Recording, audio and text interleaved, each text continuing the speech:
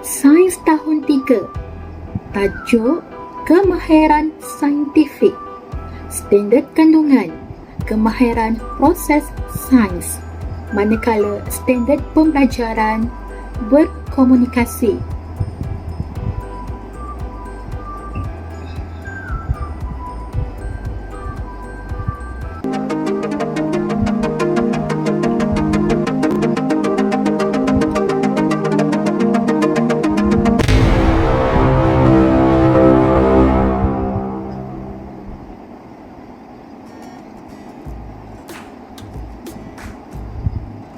Assalamualaikum dan salam sejahtera. Hai murid-murid, bersua kita lagi bersama Cikgu Mas dalam Sains tahun 3. Tajuk kita pada kali ini ialah berkomunikasi, iaitu tajuk yang ke-6 dalam kemahiran proses sains.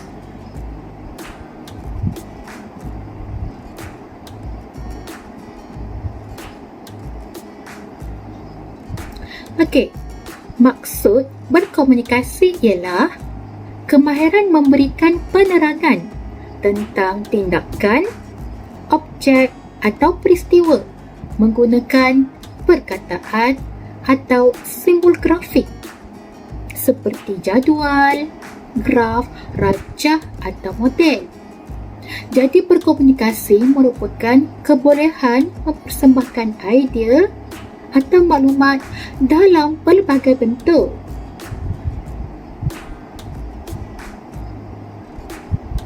Idea dan maklumat tersebut boleh dipersembahkan secara lisan, penulisan, simbol, jadual, graf, rajah atau model.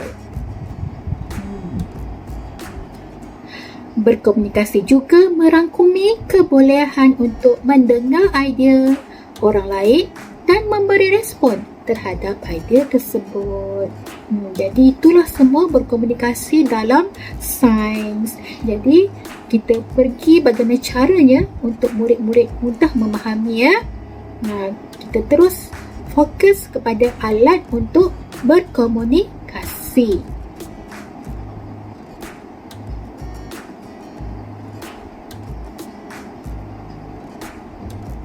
Okey, yang pertama sekali secara lisan, iaitu menggunakan perkataan untuk bercakap dengan orang lain, seperti macam cikgu cakap sekarang. Yang kedua, penulisan, menggunakan huruf dan nombor untuk sampaikan maklumat. Perkataan sen, kita dah tahu ada jualan murah. Simbol, maklumat juga mudah difahami dengan menggunakan simbol. Jadual pula, sampaikan beberapa maklumat dengan cara yang mudah difahami. Bukan satu tapi beberapa maklumat. Graf mempersembahkan data dalam bentuk carta palang, carta pie dan sebagainya. Seterusnya rajah merangkumi lakarat, lukisan, carta dan lain-lain. Dan akhir sekali model, iaitu menggunakan objek 3 dimensi untuk sampaikan maklumat. Itu adalah alat-alat untuk berkomunikasi. Baiklah, bagaimana kita nak merekod maklumat dan membina carta palang? Ini salah satu cara untuk berkomunikasi ya. Mari kita lihat situasi di mana Cikgu Mas membuat penyiasatan tentang jenis hobi murid di dalam kelas. Hasil siasatannya adalah seperti berikut. Jadi sekarang kita nak merekod maklumat dalam jadual. Seperti biasa, kita tulis tajuk dulu di bahagian atas. Hobi, bilangan murid. Ini kurang ya. Jadi, apakah hobi yang pertama? Membaca 5 orang. Berbasikal 10 orang. Bermain bola 15 orang. Manakala menonton TV 20 orang. Ini contoh penyiasatan yang Cikgu Mas buat di dalam kelas. Sekarang kita dah tahu macam mana nak merekod maklumat. Kita nak pindahkan maklumat berikut ke dalam bentuk komunikasi yang lain. Tadi jadual, sekarang kita nak pindah dalam bentuk carta palang. Jadi murid-murid akan belajar bagaimana nak membuat carta palang. Bolehlah pas ni murid-murid mempersembahkan dalam bentuk carta palang. Okey, mula-mula kita gunakan satu garisan melintang, iaitu paksi X. Kemudian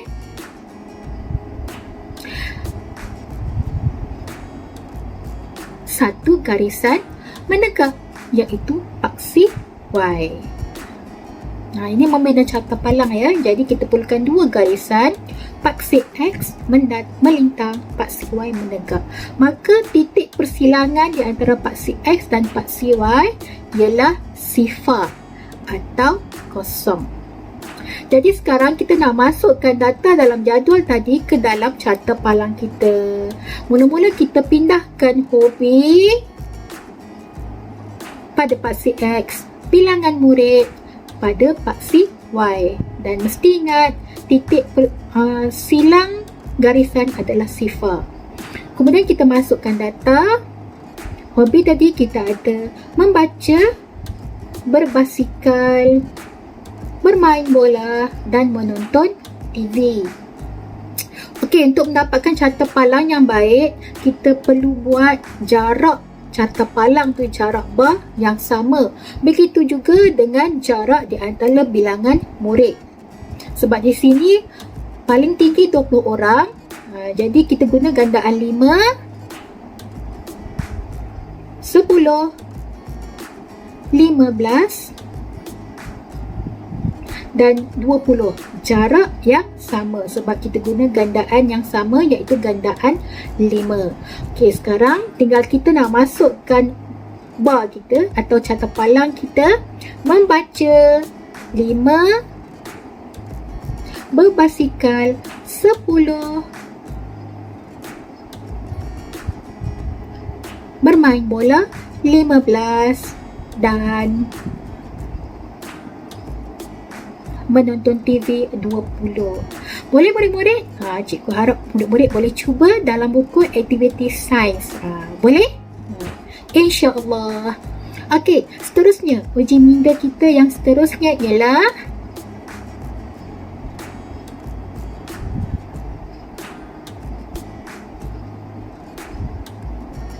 senaraikan kaedah atau alat untuk berkomunikasi. Yang telah cikgu paparkan dalam beberapa video tadi, alat yang digunakan untuk berkomunikasi. Ada berapa tadi? Cikgu kongsikan ada 7. Masih ingat ke? Cuba ingat.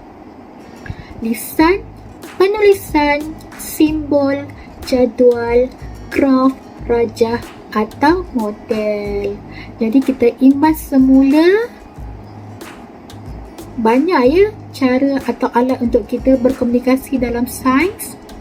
Jadi cikgu harap murid boleh faham dengan jelas.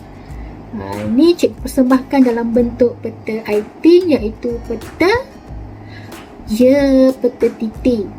Jadi video kaedah komunikasi, kita ada lisan, penulisan, simbol tu dia tunjuk simbol je, tapi kita tahu itu adalah recycle. Kitar semula. Kemudian kita ada jadual, graf, rajah dan yang terakhir model. Jadi murid-murid bolehlah gunakan alat-alat ini untuk berkomunikasi dalam persembahan presentation sains nanti. Terima kasih daripada cikgu kerana murid semua sudi mengikuti video-video cikgu, dan cikgu juga harap sangat-sangat murid-murid boleh memahami bagaimana kemahiran proses sains dan cara untuk menjawab soalan-soalan kemahiran proses sains. Bolehlah murid aplikasi dalam buku aktiviti masing-masing. Dan seperti biasa, cikgu ucapkan terima kasih kepada yang telah subscribe cikgu, yang belum subscribe, dan sudilah kiranya like, komen, share dan subscribe, kerana bila kamu subscribe cikgu, like cikgu, share video-video cikgu, cikgu sayang kamu. Bye. Sehingga berjumpa lagi dalam video seterusnya.